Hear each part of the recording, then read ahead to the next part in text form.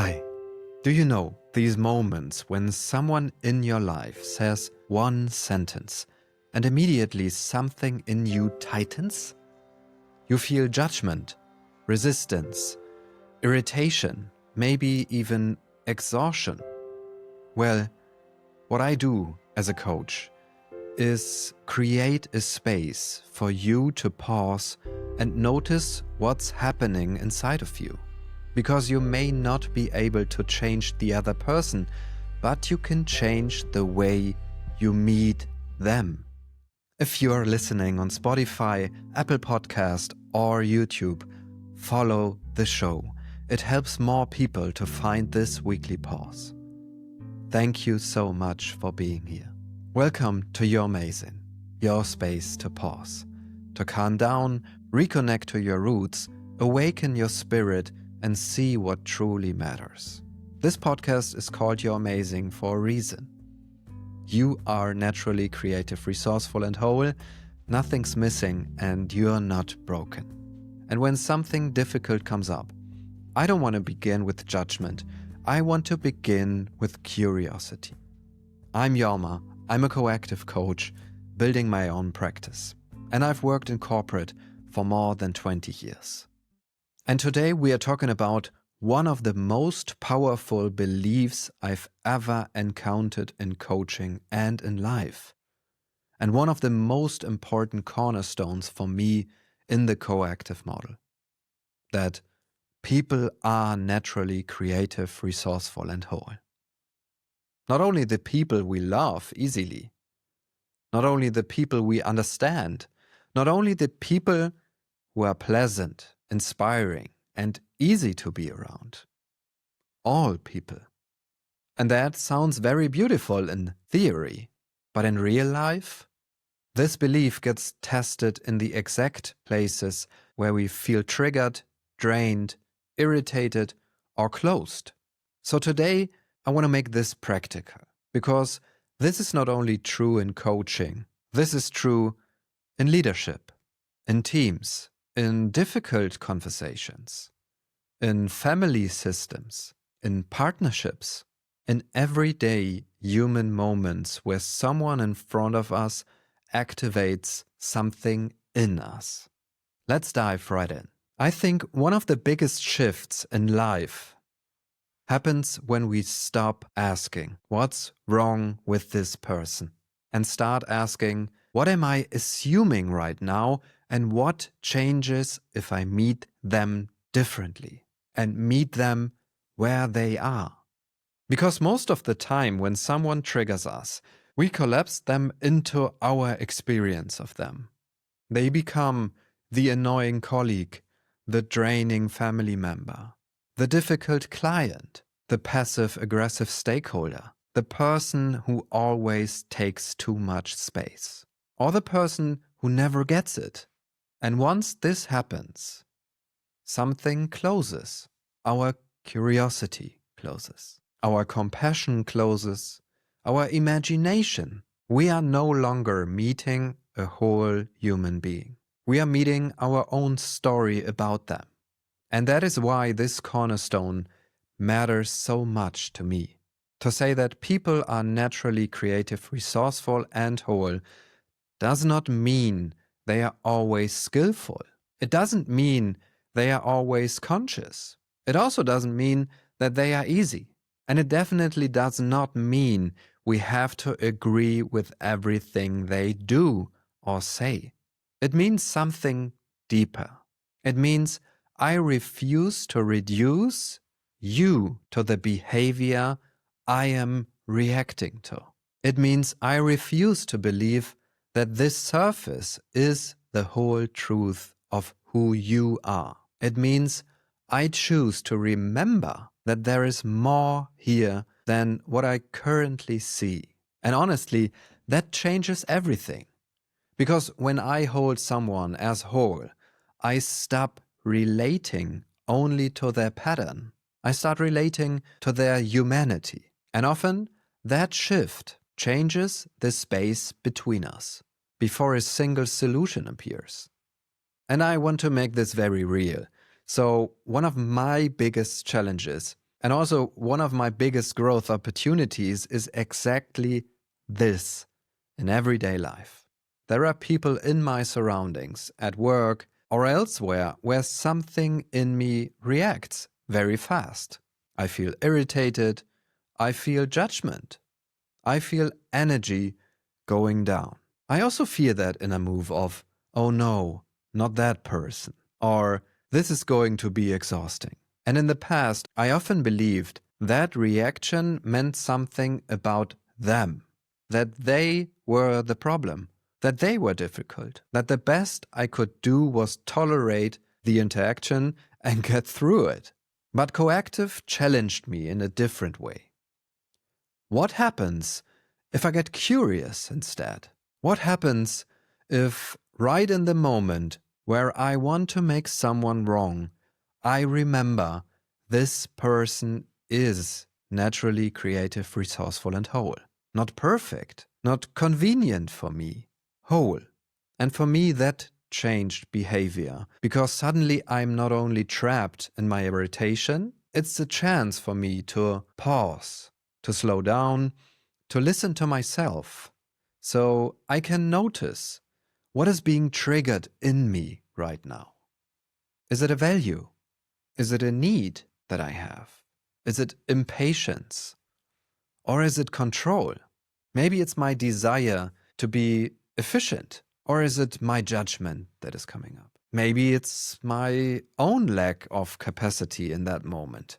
And from that, something opens. Instead of staying inside the contraction, I can become interested. I can ask a real question. I can shift from an assumption to connection. I could, for example, ask about something that brings the person alive, a recent vacation or a meaningful moment in their day, something they care about or that is important for them, that really matters to them. And again, I've seen what happens. Their eyes light up. Their energy definitely changes. Something softens. And honestly, mine does too. Because the moment I stop making them wrong, I can meet them where they are. And that doesn't mean every difficult relationship suddenly becomes easy. It does mean every connection becomes an opportunity to learn, an opportunity to grow, and an opportunity to stay human. What about we take this as an opportunity to remember that the person in front of me is more than the reaction they trigger in me. And that's powerful, right? Because the transformation starts in me first. So if I put this simply, this cornerstone gives me 3 practices. First, pause before you reduce. The moment someone triggers something in you, your mind gets fast. It wants a conclusion. It wants a label. It wants certainty. But the pause interrupts that. The pause says, wait, there is more here than my first reaction. The second is get curious about what is happening in you. Because often difficult people reveal something important in us. Maybe a value or a wound, a limit, an expectation or a pattern, a part of ourself that wants to control, withdraw, defend, or judge. So the question is not only who are they, the question is also who am I becoming in this moment? And the third part, choose to meet the person, not only the pattern. That doesn't mean no boundaries. That doesn't mean no truth. It simply means I do not confuse your behavior with your essence. And I think that matters so much because when we begin with judgment, connection becomes almost impossible. But when we begin with curiosity, something else can enter the room. Dignity, presence, possibility, even compassion. And sometimes that changes the entire conversation. Not because we fixed the other person, but because we changed the stance from which we meet them. Okay, let's do this pause together. Bring one person to your mind, one real person, someone in your life who feels difficult to you right now. Someone who triggers tension, irritation, judgment, contraction, or emotional fatigue. It could be someone at work, or a family member, your partner, or a friend, anyone. Pick one and take a slow breath.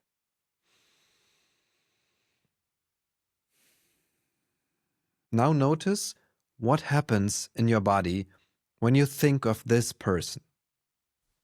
Where do you feel the reaction? In your chest? In your stomach? Or in your shoulders? Just notice. And now ask yourself, what story do I usually tell myself about this person?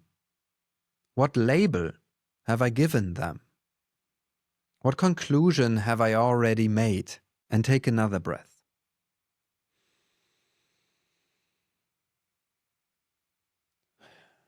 And now let's go one layer deeper. What gets triggered in me when I'm with them? A value? A fear? A sense of not being respected? A need for ease? Or a need for control? Maybe a need to be seen? Or a part of me that doesn't feel safe? Just notice. And now the deeper question, what if this person is more than the behavior I'm reacting to? What if they too are naturally creative, resourceful, and whole? Not easy, not perfect, not without impact. Whole. And take another breath.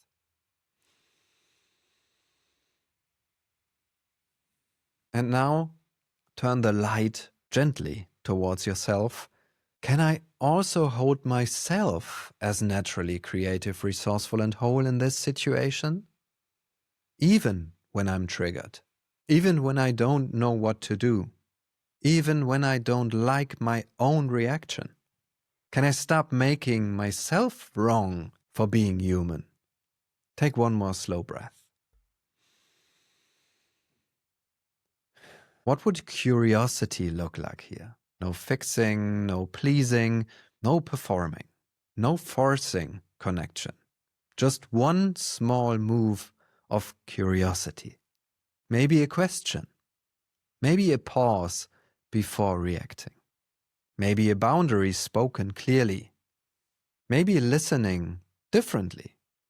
Maybe remembering that there is a human being in front of me and one within me.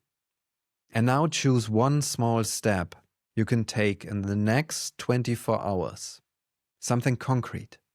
One sentence, one reset, one different way of seeing. And quietly say to yourself, I choose curiosity over judgment. I choose to meet the whole person. And I choose to remember that includes me. And let's take one last breath.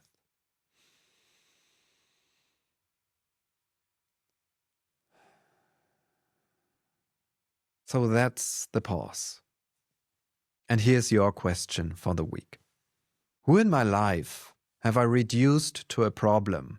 And what changes if I meet them as a whole person? And maybe even more simply, where could curiosity restore a connection? If this pause helped you, follow or subscribe so you can come back next time. And if someone came to mind while listening, maybe send this episode to them.